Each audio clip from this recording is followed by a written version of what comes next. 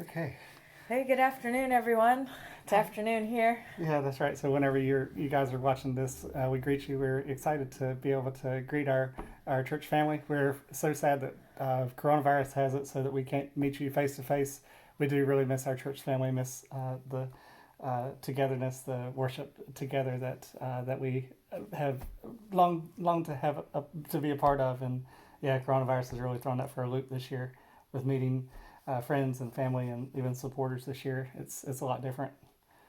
Yeah, we're going to take a moment and just kind of update you on what's going on with us. We've got Josh sleeping right now and Abby having a little quiet time, so we thought we'd take a few moments while we have some quiet before I Right. take a nap myself. So, yeah, so I'll let you. Right. So yeah. So I know many of you have questions. We'll try to address as many questions as we can. And when we post this video to Facebook, feel free to ask questions in the chat, and we can answer those through chat as best we can too. We long for questions. We are excited to communicate about our ministry and even our family too. So let's get down to business. So we are now a family of four. Josh just turned 3 months old on the 17th of January, and he's been really good. He's developing well.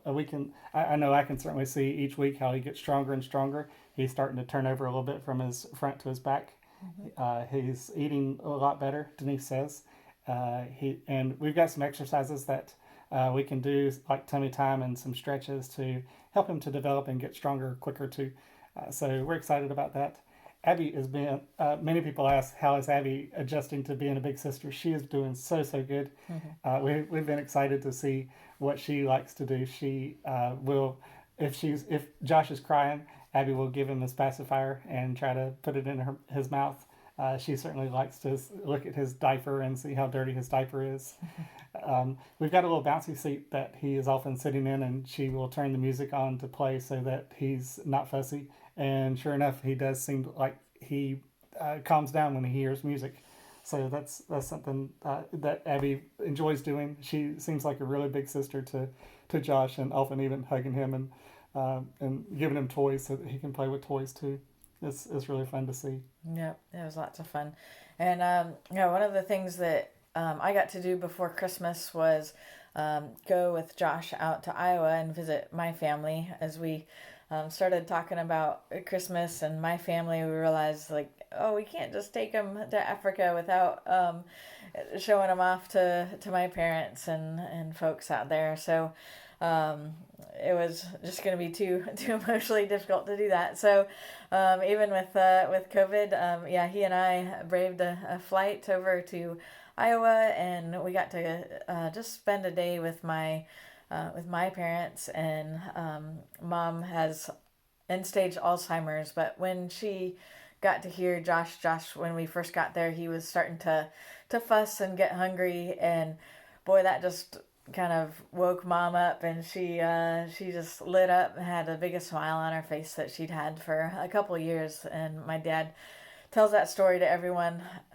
he sees now. But yes, their dad is still taking care of mom at home there, so it was super special to be able to go and visit them in person. Yeah, and I know you were saying that day that she was awake. We were praying that she would have a good day, and she stayed awake for the entire visit for 5 or 6 hours that you were there. Yep. And then a really good visit with your brother for the other 2 or 3 days you were in town as well. So yeah, so it seemed like a really special Christmas with your family. Yeah, it was really worth going to visit. Yeah.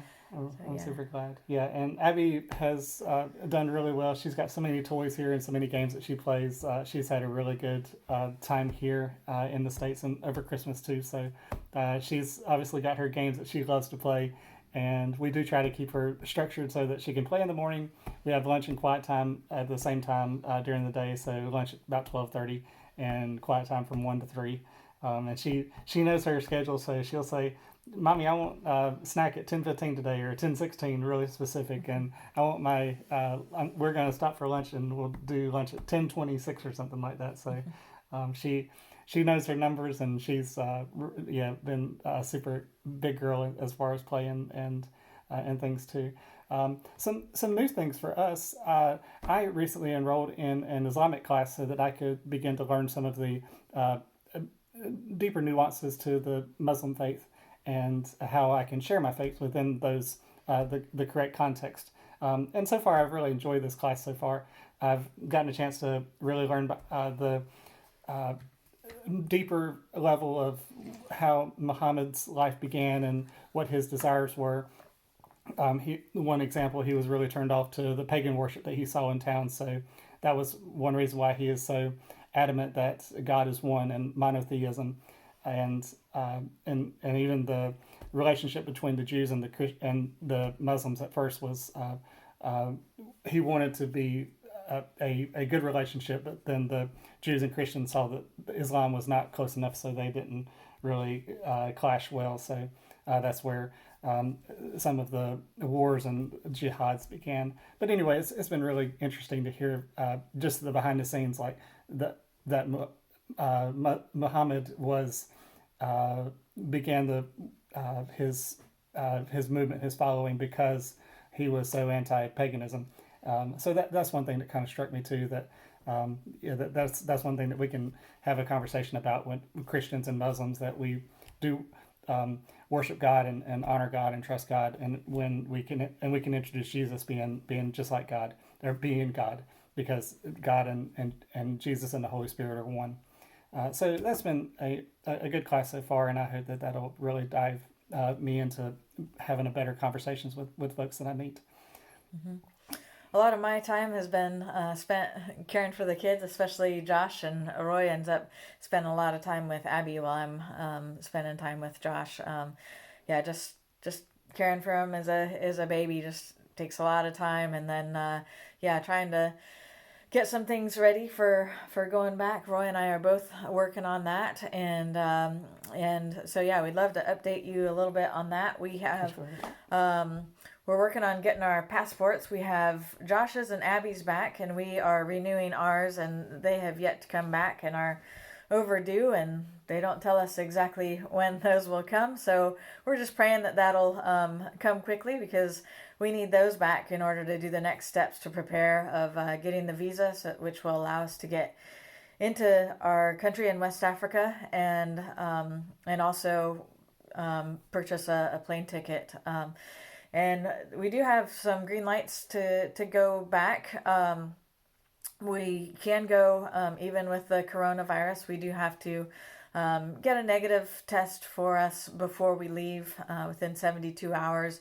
And then once we get there, we quarantine in our house for a week before we can go out and do grocery shopping and things. We have a wonderful community that's there, and they've said, hey, once you get your plane ticket, then go ahead and send us a grocery list, and we'll purchase groceries for you ahead of time and put those in your house, and so that you guys won't starve for the first week. Exactly.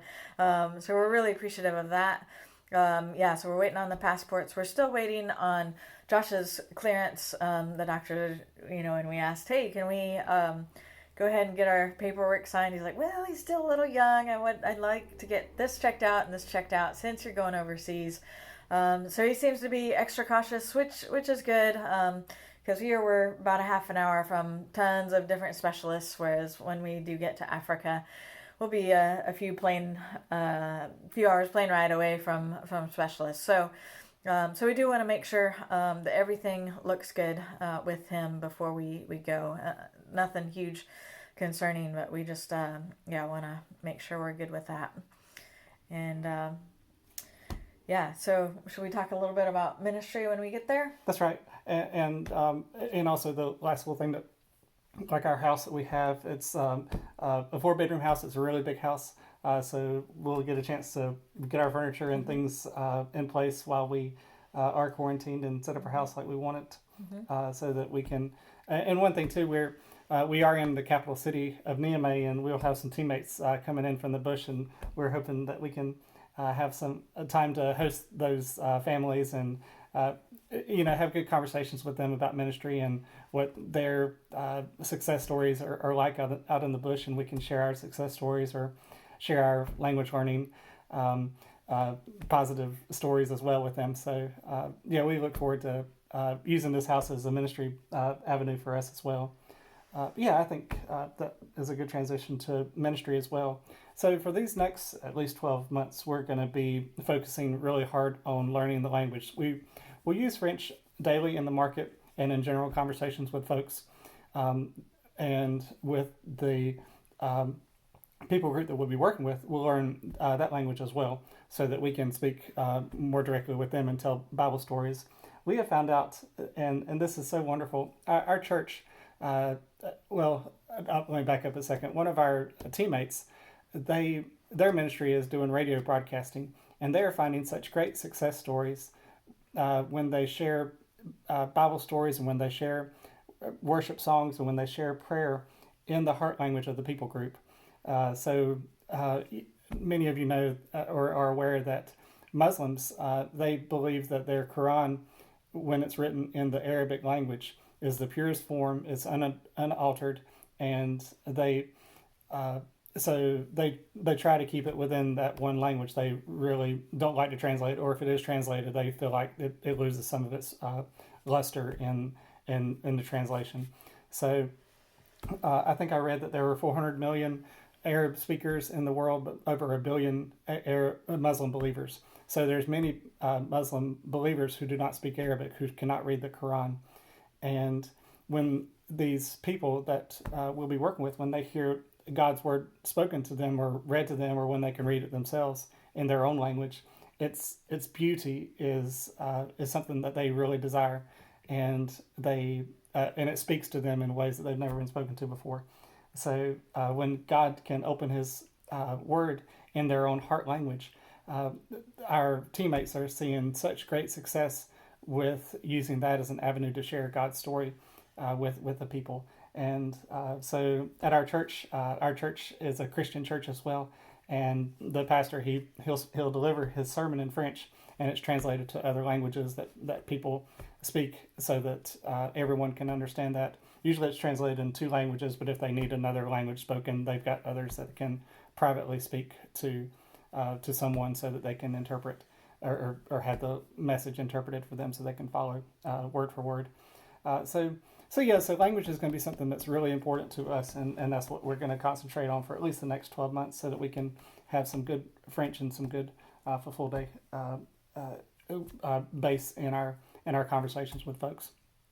And we've got so many great resources. We've got some dictionaries. We've got some movies that are in the language. We've got some other little Bible stories that we can share that are translated too. So as we go about these next 12 months, learning language, beginning to have relationships with friends and neighbors and people in the market, those will be times where we can begin to share about our faith. Really, really basic for these next 12 months, but we hope that these conversations and relationships will build, so that we can have intimate conversations about God with folks that we meet. Yeah, and we look forward to going back and connecting with some of our friends that are there, that we've started building relationships with. Mm-hmm. Just heard today that the gal that has been helping clean our house is sick, quite sick, and so it's tough to be here and hear of things that go on back in West Africa with our friends, and we want to be with them through those hard times. We want to be praying there with them. We're of course praying for them here, but it's extra special when you can go through that in the same area. And so we're really hoping to be able to get back and continue building on those friendships and go deeper with those, especially as we get deeper in the language. Mm-hmm. Even our discipleship training center too, if you want to say that. Yeah, and then where our house is will be in a neighborhood with folks that speak the language that we're learning too, which is different than the house we had previously. So that'll be a really neat ministry opportunity, even just outside our gates. And then we're also praying about being a part of a discipleship training center that's a part of the church that we attend there. And they want to teach people how to not only learn and study the Bible and how to share that, but also how to be tent makers. The church there is not super strong for sending out their own missionaries or evangelists, and so they'll oftentimes have to make money with their own businesses. And with Roy being an agricultural basis background and myself being a veterinarian, we feel like we can kind of help those folks that are going to be farmers, that are going to be animal herders, and be able to help them know how they can best support themselves in those roles. That's right. Yeah, so ministry opportunities we know are going to open up for us within our neighbors, within friends that we make in the market, and at this theological training center, discipleship training center. And we're excited what God will do for us. If you ask us exactly what we want to do, we say language and culture learning, and see where God leads that. We do have some friends that we, as Denise said, that we're keeping in touch with, and some ideas for maybe we'll invite some of these Christian friends of ours that speak the language. Maybe they go out with us to share the gospel, certainly the first couple of years. But ultimately, we want God to control and guide our steps as we begin to build our ministry in West Africa. And I'm excited for what God can do for us. I think the possibilities are endless. There's really just one other couple that is working with this people group in the capital city. So there's plenty of work for us to do, whether it is background in agriculture, whether it's simply sharing our faith. We want to be used by God to do his work there. And we thank you so much for praying for us and for supporting us as you do. And it really means a lot for us to be supported by you and the encouraging words that you share through text, phone calls, emails that you may send. Keep those coming. They do speak to us. We read every comment that you guys write to us, and it means a lot to know that y'all are praying for us and remember us. So thank you for that. Yeah. So some specific things that you can pray for us for.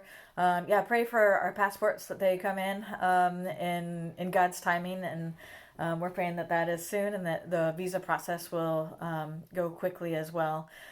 We ask specific prayers for transition, as we know it'll be a big transition for all of us, especially for Abby. She's kind of at that age where she can kind of get a little anxious about different changes, and you can kind of see it in her sleep and sometimes getting scared. And so we just pray that it'd be a special, peaceful transition for her, as well as the food, the heat, and all those things will be a little bit different too, just that we all do well with that. And And then we'll have to say our see you laters to our friends and family here, and that's tough on them too. So we ask that you pray for them too, and then also for Josh, that we get medical clearance for him, that as he gets all his checkups, that there won't be any big red flags with that, and that our doctors will feel confident in sending us over there. We do have some folks there that are doctors that will continue to see him for wellness appointments and things, but we don't have the extent of specialists and things there if there's or therapies and things that there that are easy to access here. So those are some of the things that we'd ask for you guys to lift us up in. And thanks so much for being with us and letting us share a little bit of our hearts with you. Yeah, that's right. Yeah, good day. We'll talk again soon, we hope, as we get more clarity and have a specific date on what our departure date will be. We'll certainly let you know. But again, thank you so much for your prayers and your support. Yep. And if you have any questions for us, please let us know. And must be time to go, because Josh is saying it's time to go. Yeah, that's right. Bye-bye, everyone. All right, God bless. God bless.